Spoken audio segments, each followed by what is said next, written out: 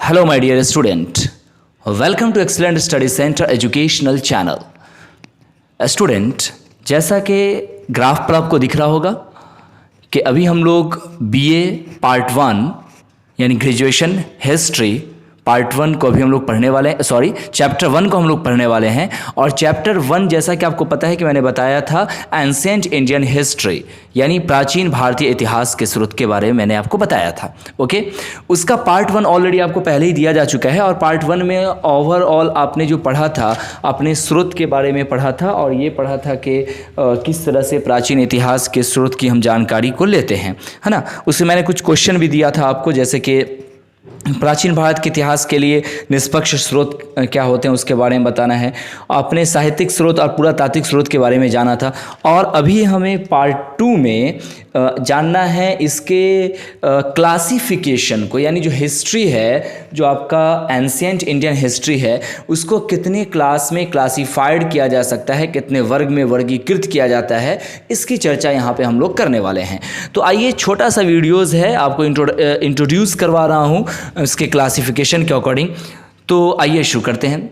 Okay student, तो जैसा कि आप देख रहे हो कि यहाँ पे आपको दिया गया है ये सारी चीज़ें, और इसमें आपको सॉरी स्टूडेंट्स, इतिहास के क्लासिफिकेशन को मैंने यहाँ पर दे रखा है। ओके, तो इतिहास को according to ancient Indian history 3 class में क्लासिफाइड कर सकते हो। सबसे पहला प्राचीन इतिहास, that mean ancient Indian ancient history, मध्य इतिहास यानी मिडिल हिस्ट्री, एंड आधुनिक इतिहास मॉडर्न हिस्ट्री। अब ध्यान ये रखना है कि यहाँ पे प्राचीन इतिहास का क्या सेंस है, आप भी समझ रहे होइएगा, जो ओल्ड हिस्ट्री है, एंशिएंट हिस्ट्री है, मध्य मिडिल वाला, आधुनिक जो कि बिल्कुल मॉडर्न हो, अभी जो चीज़ें चल रही हैं अभी के वक्त की चीज़ें, तो ये सारी चीज़ें इसमें आती हैं। अब एक एक करके सबको डील करते हैं। सबसे पहले बात करते हैं प्राचीन इतिहास का। तो प्राचीन इतिहास को फिर हम पुनः 3 वर्गों में वर्गीकृत कर सकते हैं: साहित्यिक स्रोत, पुरातात्विक स्रोत और यात्रा वृत्तांत। साहित्यिक स्रोत दैट मीन लिटरेसी सोर्स, पुरातात्विक स्रोत दैट मीन आर्कियोलॉजिकल सोर्स, और यात्रा वृत्तांत ट्रैवलग सोर्स। ओके, अब एक एक करके मैं फिर बात करूंगा इन तीनों की। तो सबसे पहले आइए शुरू करते हैं साहित्यिक स्रोत के बारे में। मैं पहले आपको इसका बेसिक कंसेप्ट देता, क्योंकि देखो साहित्यिक स्रोत जो है मैंने पहले भी ऑलरेडी पार्ट 1 में भी इसकी बात की थी, आगे भी इसकी बात करेंगे, डिटेल आपको बताएंगे। यहाँ पे इस वीडियोज़ में हमें थ्योरेटिकल सेक्शन को कवर नहीं करना है, यहाँ पे हमें क्लासिफिकेशन देखना है एंशिएंट इंडियन हिस्ट्री का। तो क्लासिफिकेशन तो ऑलरेडी आपको सामने दिख ही रहा है, तो मैं यहाँ पे आपको ओरली यानी मौखिक रूप में मैं साहित्यिक स्रोत की कुछ जानकारी मैं दे रहा हूं, और फिर जो नेक्स्ट पार्ट लाऊंगा वहां आपको इसका ओवरव्यू, बल्कि आपको बहुत ही शानदार रूप में पीडीएफ फाइल पूरा मैं नोट्स के रूप में इंक्लूड करा दूंगा। तो आप ध्यान रखेंगे। देखो साहित्यिक स्रोत में क्या होता है कि भारतीय साहित्य और विदेशी साहित्य का विवरण जो है साहित्यिक स्रोत में हमें देखने को मिलता है। बात कुछ समझ में आई? भारतीय साहित्य यानी जो इंडियन जो साहित्य है, जो हमारी जो भारतीयता की जो किताबें हैं, वेद है, पुराणास है ना, मनुस्मृति है, ऑब्सेप्ट्रा, महाभारत से भी कुछ चीज़ें जानकारी मिलती हैं। तो ये सारी चीज़ें हमारे भारतीय साहित्य में आ जाती हैं। और विदेशी साहित्य यानी जो फॉरेन, जो यहाँ जो इन्वेडर्स आए, जो फॉरेन हमारे जो यहाँ हिस्टोरियंस आए, उनके द्वारा जो हिस्ट्री लिखी गई वो आपको विदेशी साहित्य के विवरण में आ जाता है। तो इस प्रकार से जो साहित्यिक स्रोत है यानी लिटरेसी सोर्स, इसको हम बेसिकली जो पढ़ने वाले हैं आपके नेक्स्ट वीडियोस में, एक भारतीय साहित्य और विदेशी साहित्य के रूप में। उसी तरह से अगर पुरातात्विक स्रोत की अगर बात करें तो पुरातात्विक स्रोत का मैंने आपको बैक क्लासेस में बताया था कि अच्छा पुरातात्विक स्रोत है क्या, पहले इसकी आप चर्चा कर लीजिए। ये भी मैंने आपको पार्ट 1 में बताया था। तो अगर पार्ट 1 अगर नहीं देखे हो तो उसको देख लो, ये चीज़ें और ज़्यादा आपके लिए आसान हो जाएंगी। तो पुरातात्विक स्रोत है क्या? एक शब्द में, एक लाइन में अगर इसे डिनोट अगर किया जाए तो आप कह सकते हो कि उत्खनन द्वारा प्राप्त साक्ष्य को, उत्खनन that mean excavation, okay, EXCAVATION, okay. तो उत्खनन द्वारा प्राप्त साक्ष्य को पुरातात्विक स्रोत कहेंगे, यानी वैसी चीजें जो जमीन के अंदर से या किसी सतह से खोद कर उससे चीजें को बरामद किया जाता है, उसके बारे में स्टडी की जाती है और वहां से वस्तुओं को प्राप्त किया जाता है, जिसके सहारे हम इतिहास को जानने में काफ़ी सहायता और मदद प्राप्त होती है। तो मैं उसी को मैं कह रहा हूँ यहाँ पर कि वो जो चीज़ें हैं वो कहलाएगी पुरातात्विक स्रोत। तभी तो मैंने कहा कि उत्खनन द्वारा प्राप्त साक्ष्य को पुरातात्विक स्रोत कहते हैं। अब बात ये आता है कि पुरातात्विक स्रोत में यानी आर्कियोलॉजिकल सर्वे में कौन कौन सी ऐसी चीज़ें हैं जो इसमें इंक्लूड होती हैं। तो आपने देखा था ना, और आगे भी आने वाला है नेक्स्ट पार्ट में मैं डिटेल बताऊंगा कि पुरातात्विक स्रोत में सिक्का, अभिलेख, स्मारक एवं भवन, मूर्तियां, चित्रकला और यहाँ तक के उत्खनित पुरावशेष इसके अंतर्गत आते हैं। आपको याद होगा क्लास 12 में मैंने आपको जो पढ़ाया था, क्लास 12 की जो हिस्ट्री है वहाँ भी आपको अभिलेख, सिक्के और स्मारक के बारे में पढ़ना है। तो सिक्का, अभिलेख, स्मारक क्या सेंस है वो ऑलरेडी आप पढ़ चुके हो। तो हालांकि मैं नेक्स्ट पार्ट में इसका भी डिटेल करूँगा, बट यहाँ पर जो हमें पढ़ना है वो आपको एंशिएंट इंडियन हिस्ट्री यानी प्राचीन भारतीय इतिहास के रूप में सिक्का और अभिलेख, स्मारक का क्या महत्व है, क्या सोर्सेज हैं, वो यहाँ पर हमें जानना है। अच्छा, एक चीज़ और मैं बताता चलूँ कि बार बार जो बातें आ रही हैं सोर्स की, जैसे कि आपको दिया गया ना कि भाई इतिहास के क्या स्रोत हैं। तो स्रोत क्या है? अगर आपसे कोई ये पूछे कि बेटा ये बताओ कि स्रोत किसे कहोगे, यानी सोर्स क्या है, इसको दूसरे शब्दों में साक्ष्य, प्रमाण भी कह सकते हैं। तो आप इसको ऐसे डिनोट कर सकते हो कि अतीत की गतिविधियों को जानने के लिए, अतीत की गतिविधियों को जानने के लिए इतिहासकार को अनेक साधनों का उपयोग करना होता है। इतिहास में इन साधनों को स्रोत, साक्ष्य अथवा प्रमाण कहा जाता है। बात समझ में आ रही है? फिर से मैं बोल दूं, अतीत की गतिविधियों को जानने के लिए यानी पुरानी चीजें, एक्टिविटी ऑफ द पास्ट को जानने के लिए इतिहासकार को अनेक साधनों, अनेक सोर्सेज का इस्तेमाल करना होता है। इतिहास में इन साधनों को स्रोत, साक्ष्य या फिर प्रमाण कहते हैं, यानी सोर्स या फिर एविडेंस। बात समझ में आई? तो ये जो आपको जो पार्ट 2 है ये इसी सारे स्रोत की बात कर रहा है, लेकिन कौन से स्रोत बताओ? एंशिएंट इंडियन हिस्ट्री यानी प्राचीन भारतीय इतिहास के स्रोत के बारे में। बहरहाल मैं आपको ये बताया था कि इतिहास, प्राचीन भारतीय इतिहास को मुख्यतः 3 वर्गों में बांटेंगे। प्राचीन इतिहास मतलब इतिहास को 3 वर्गों में बांटा जा सकता है, प्राचीन इतिहास, मध्य इतिहास और आधुनिक इतिहास। उसके बाद फिर मैंने कहा था कि एक एक करके मैं डील करूंगा, और इसमें मैंने आपको प्राचीन इतिहास के बारे में ये बताया कि प्राचीन इतिहास को फर्दर 3 क्लास में क्लासिफाइड किया जा सकता है। साहित्यिक स्रोत, जो कि मैंने आपको बता चुका, साहित्यिक स्रोत का इंडिकेशन मार्क, और पुरातात्विक स्रोत की हम बात कर रहे थे। और पुरातात्विक स्रोत में मैंने आपको बताया कि भाई उत्खनन द्वारा प्राप्त जो साक्ष्य होते हैं उसे हम पुरातात्विक स्रोत कहते हैं। और मैंने ये भी बताया कि इसमें इंक्लूड होते हैं सिक्के, अभिलेख, स्मारक एक्सेट्रा। उसके बाद हमें ये भी बता दूं आपको कि पुरातात्विक स्रोत आखिर, अगर मैंने पिछले पार्ट में बताया था कि मोस्ट इंपॉर्टेंट है, अरे तो ये तो बताओ जरा कि आखिर इसका उद्देश्य क्या है। पुरातात्विक स्रोत को हम क्यों ज़्यादा इंपॉर्टेंट मानते हैं और पुरातात्विक स्रोत का उद्देश्य क्या है, क्या है ये, क्यों हम इसे इंपॉर्टेंस के कैटेगरीज में रखते हैं और पुरातात्विक स्रोत से हम क्या लेना चाहते हैं हिस्ट्री से। तो वो उद्देश्य में आप ऐसा लिख सकते हो कि सुरक्षा प्रदान करना। भाई इसका पुरातात्विक स्रोत उत्खनन के द्वारा प्राप्त होता है। सोचो ज़रा कि ज़मीन में कोई चीज़ें अगर बहुत दिन तक अगर पड़ी हुई हैं, बहुत दिन तक दबी हुई हैं, तो आज न कल वो नष्ट हो जाएंगी। हो सकता है कि उसे कीड़े मकोड़े या फिर ज्वालामुखी या फिर दिस दैट प्राकृतिक आपदा की किसी वजह से वो नष्ट हो जाए। अब बहुत सारी चीज़ें नष्ट हो भी चुकी हैं।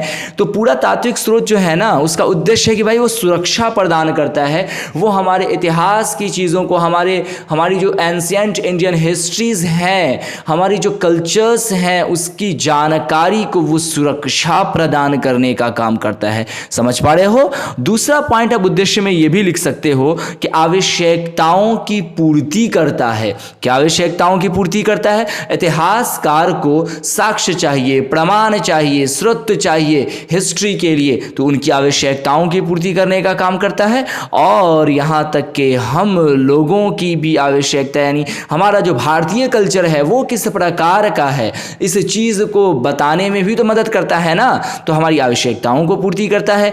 और यहाँ तक कि अब तीसरी उद्देश्य में भी एक पॉइंट्स को लिख सकते हो कि ऐतिहासिक घटनाओं की ये जानकारी देता है। ऑफ कोर्स सोचो ना कि अगर पुरातात्विक स्रोत ना होता तो ज़मीन के अंदर चीज़ें तो ज़्यादातर दब चुकी हैं, तो सोचो ज़रा कि इतिहास की घटनाओं की जानकारी क्या हमें एग्जैक्ट मिल पाती?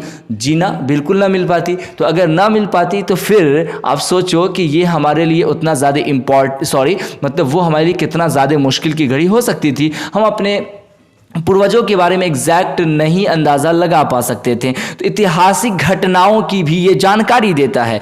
इस प्रकार से पुरातात्विक स्रोत को हम 3 उद्देश्य में रख सकते हैं। सबसे पहला सुरक्षा प्रदान करना, और दूसरा आवश्यकताओं की पूर्ति, और तीसरा ऐतिहासिक घटनाओं की जानकारी के रूप में। बात समझ में आ रही है? ओके, तो अभी मैंने आपको इतिहास के बारे में बताया 3 प्रकार, और फिर प्राचीन इतिहास को मैंने बताया कि 3 वर्गों में बांटा गया, जिसमें से आप साहित्यिक स्रोत को जान चुके ओवरऑल एक रफ कंडीशन में। आगे मैं पूरा और भी डिटेल बताऊंगा। फिर आपने पूरा तात्विक स्रोत के बारे में बढ़िया से जाना अभी, और लास्ट आपको इसका यानी प्राचीन भारत के इतिहास के स्रोत में आपको एक पॉइंट यात्रा वृत्तांत स्रोत यानी ट्रेवलग सोर्स। ओके, देखो यात्रा नाम से ही क्लियर है। कुछ जो हमारे और फॉरेन हिस्टोरियंस थे जो खोज करता थे, इतिहास के रूप के, इतिहास के फील्ड के हिस्टोरियंस जिसको कहते हैं, वो हिस्टोरियंस यात्रा के रूप में एक देश से दूसरे देश में जाते थे चीज़ों को समझने के लिए। तो उनके वो जो जब भारत आए तो उन्होंने जो अपनी नज़रियात अपने किताबों में लिखे वो कहलाता है यात्रा वृत्तांत स्रोत, यानी यात्रा के द्वारा। जैसा कि मैंने आपको क्लास 12 में बताया था इब्ने बतूता के बारे में, और भी मैंने कुछ नाम है आपको बताया था। तो वो सारे क्या थे? वो सारे यात्री थे जो भारत आए थे। उन्होंने भारत को देखा, समझा और भारत के बारे में लिखा। तो यात्रा वृत्तांत स्रोत से भी हमें प्राचीन भारत के इतिहास के स्रोत के बारे में जानकारी प्राप्त होती है। उम्मीद करते हैं कि ऑफ कोर्स आपको समझ में आ रहा होगा। अगर समझ में आ रहा है तो कमेंट करके हमें इसकी जानकारी देना और अपने फ्रेंड सर्कल में इसको शेयर करना, ताकि उन्हें भी इस चीज़ का वेल कंसेप्ट मिल सके। अब देखो, आपने प्राचीन इतिहास के बारे में तो पढ़ लिया, अब बचा हमारा मध्य इतिहास। ओके, तो मध्य इतिहास के बारे में अगर बात की जाए, देखो मध्य इतिहास की बात करने से पहले अभी आपने क्या पढ़ा कि प्राचीन भारत के इतिहास के स्रोत में साहित्यिक, पुरातात्विक और यात्रा वृत्तांत आते हैं। तो साहित्यिक स्रोत का मैंने आपको ओवरऑल तो जानकारी दे ही दिया, बट साहित्यिक स्रोत का क्लासिफिकेशन की अगर बात की जाए तो साहित्यिक स्रोत को पहले देख लेते हैं, फिर आगे बढ़ेंगे। ओके, तो साहित्यिक स्रोत को जो है बेसिकली मेनली जो भी कह लो 3 प्रकार से क्लासिफाइड करेंगे, जस्ट लाइक दी अबव। पहला आपका आ जाएगा सामाजिक आर्थिक स्रोत, और दूसरा धर्म ग्रंथ, धर्मनिरपेक्ष ग्रंथ, और ऐतिहासिक रचनाएं। ठीक है, ये सारी चीज़ें इसमें आ जाएंगी। अब सामाजिक आर्थिक धर्म ग्रंथ क्या, ये आपके माइंड में आएगा, सामाजिक आर्थिक धर्म ग्रंथ। तो अब आइए इसको भी डिफाइन कर लेते हैं। सामाजिक आर्थिक धर्म ग्रंथ को फिर हम फर्दर 3 क्लास में क्लासिफाइड करेंगे, धर्म ग्रंथ, बौद्ध धर्म और जैन धर्म। अब जो ये आपको 3 पॉइंट है ना, ये आपके लिए ज़्यादा इंपॉर्टेंट है और इससे आपको एग्जाम में क्वेश्चन आते भी हैं। तो धर्म ग्रंथ की अगर बात करें तो इनमें सर्वप्रथम एग्जाम्पल लिया जा सकता है हिंदू धर्म ग्रंथ का, जिससे कि भारतीय सभ्यता की जानकारी व्यापक रूप में हमें एक कंटेंट के रूप में मिल पाती है। जैसा कि आप जानते हो कि 4 वेद के बारे में मैंने आपको पहले ही बताया था वेदों के बारे में। वेदों से भारतीय सभ्यता के बारे में अच्छी खासी जानकारियाँ मिलती हैं और महाभारत से भी मिलती हैं और अदर बुक्स हैं। तो वैदिक काल की अगर बात की जाए तो वैदिक काल कब से था भाई? 1500 BC से 600 BC का काल माना जाता है। ये अंदाज़ा है, हालांकि वैदिक काल की एग्जैक्ट कंसेप्ट किसी के पास नहीं, इतना ये पुरानी चीज़ें हैं तो इसको मान लिया गया है। तो वैदिक काल के बारे में विस्तार से वेदों द्वारा हमें जानकारी मिलती है। बात समझ में आ रहा है? वैदिक काल की जानकारी कहाँ से मिलती है? तो वेदों के द्वारा मिलती है। ओके, अब 4 वेद है, 4 वेद में क्या क्या दिया गया ये ऑलरेडी मैं क्लास 12 में समझा चुका हूँ। हालांकि वहाँ पे इस चीज़ को जानना भी नहीं, यहाँ पे हमें जानना बेसिकली है कि सामाजिक आर्थिक धर्म ग्रंथ को 3 प्रकार में क्लासीफाइड किया गया है, जिसमें पहला है धर्म ग्रंथ। और धर्म ग्रंथ की मैं बात कर रहा हूँ पहले हिंदू धर्म की, उसमें वैदिक काल उसके लिए सबसे ज़्यादा इंपॉर्टेंट है। और वैदिक काल की जो जानकारी हमें मिलती है वेदों के द्वारा मिलती है, बस यहाँ पर इतना अंडरस्टैंड करना है। और जैसा कि मैंने आपको अभी बताया कि 4 प्रमुख वेद हैं, तो 4 प्रमुख वेद जैसे कि ऋग्वेद, यजुर्वेद, सामवेद और अथर्ववेद। ओके, ये आपको वेद। तो अगर ऋग्वेद की बात करें तो ऋग्वेद आर्यों के राजनीतिक संगठन, सामाजिक, आर्थिक एवं धार्मिक जीवन के बारे में महत्वपूर्ण जानकारी देता है। आर्य, आपको पता है ना कि आर्य भी भारत में बाहर से आए थे। तो आर्यों के राजनीतिक संगठन किस तरह से पॉलिटिक्स, वो लोग मतलब पॉलिटिक्स में रहते थे, क्या उस टाइम में राजनीति का तौर तरीका था, उसके बारे में, संगठन के बारे में जानकारी देता है। और उस वक्त का जो कल्चर कैसा था, सामाजिक स्थिति कैसी थी, उसकी भी जानकारी, यहाँ तक कि आर्थिक और धार्मिक जीवन के बारे में भी महत्वपूर्ण जानकारी हमें वहाँ से कहाँ से मिलती है? ऋग्वेद से, यानी वैदिक काल के ऋग्वेद से। उसके बाद दूसरा, जैसा कि आपको यहाँ दिया गया है यजुर्वेद के बारे में, इससे उत्तर वैदिक युग की राजनीतिक, सामाजिक और धार्मिक जीवन की जानकारी मिलती है। बात समझ में आ रहा है? देखो मैं फिर से बता दूं, हालांकि आपको समझ में आ गया होगा कि यजुर्वेद में उत्तर वैदिक युग यानी उत्तर भारत जो है वहाँ के कल्चर, राजनीति और सामाजिक धार्मिक जीवन के बारे में जानकारी मिलती है। उसी तरह से आपको और भी वेद सब है, उसमें धीरे धीरे मैं आऊँगा। और वेद के अलावा उसकी सहायक कुछ पुस्तकें हैं जैसे अरण्यक और उपनिषद। उपनिषद में क्या है कि रहस्यवादी दार्शनिक साहित्य, हिंदी समाज की रीति रिवाज व परंपरा के बारे में इसमें बताया गया। रहस्यवादी समझ रहे हैं ना, जो रहस्य से, पेशेंस से, इंटरेस्ट से, या फिर आप कह सकते हो जैसे मैं आपको कहूँ ना, कोई कहानी में सुना जिसमें यार डायनासोर ऐसे वैसे था, दिस दैट, जिसमें कितना एक रहस्य छुपा रहता है, तो ये सेंस आपको है। हालांकि समझ उसमें मतलब डायनासोर के बारे में दिया होता है, रहस्यवादी दार्शनिक साहित्य के बारे में इसमें दिया होता है, और रीति रिवाज, परंपरा, ये सब के बारे में आपको उपनिषद से जानकारी और अनेक से मिलती है।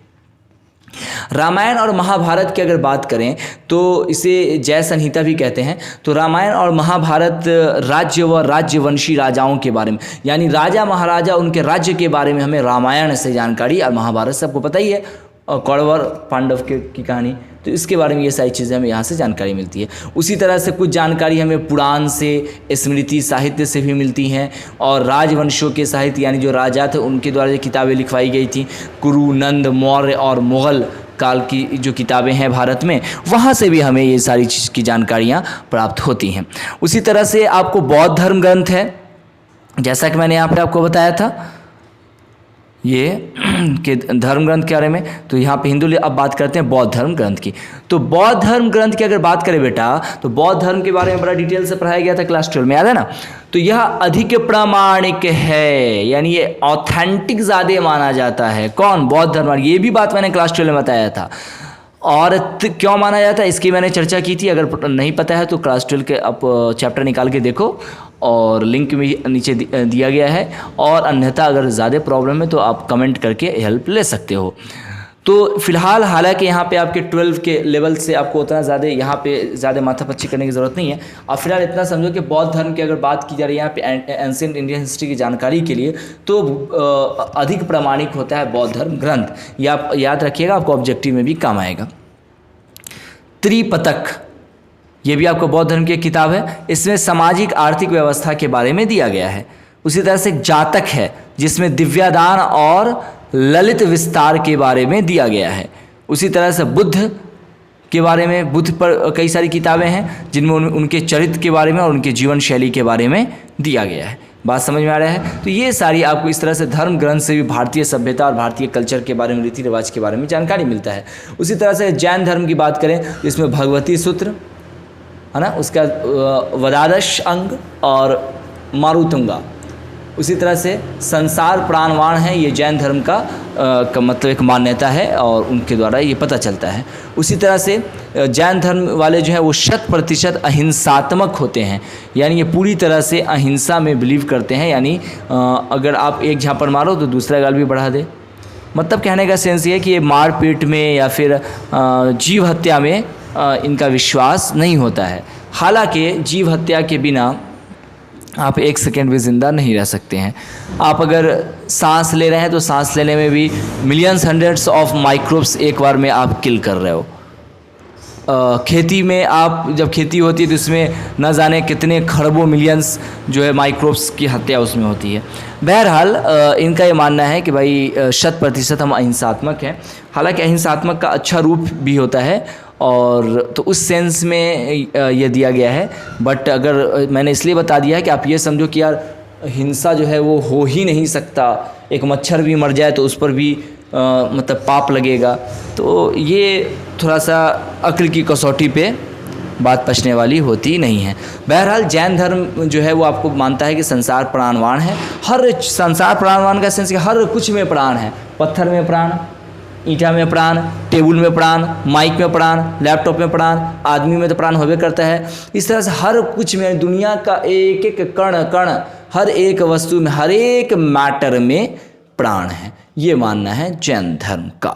ओके, तो इस तरह से ये सारी चीज़ें आपको दी गई हैं और ये सारी जो चीज़ें हैं बेटा, यही आपको जो है ऑलरेडी कवर करना है इस पूरे पार्ट्स में। तो किसी तरह का अगर कोई प्रॉब्लम हो तो आप हमसे कमेंट बॉक्स में हेल्प ले सकते हो। और अगर सीतामढ़ी के आसपास अगर रह रहे हो तो आपका जो कोचिंग है वो राजोपट्टी सीतामढ़ी में ही है, तो कोचिंग भी ज्वाइन कर सकते हो हायर एजुकेशन और अच्छी तालीम के लिए। और क्या आपको पता है आप अपने कोर्स के animated video lecture, revision notes, test paper and study material प्राप्त कर सकते हैं और एनिमेटेड वीडियो लेक्चर का फुल एक्सेस पाएं?